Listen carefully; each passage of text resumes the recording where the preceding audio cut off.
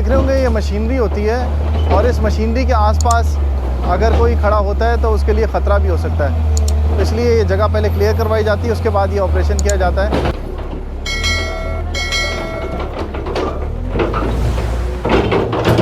अब यहाँ पर कंप्लीट हो गया सब कुछ, देख रहे होंगे आप, सब कुछ मलियामेट हो गया है। अब लाशारी भाई ने कहा है कि आगे लेके जाना है इसको, आगे ले खोखे में, आगे आगे आगे। अब ये गाड़ी जो है ये उठानी है SCDA ने। ये गाड़ी ग्रीन बेल्ट के ऊपर रखी हुई थी, इसे उठा के इस क्रेन के ज़रिए लिफ्ट की जाएगी उस ट्रक के ऊपर। अब ये सारे इंतज़ामात मुकम्मल किए जा रहे हैं।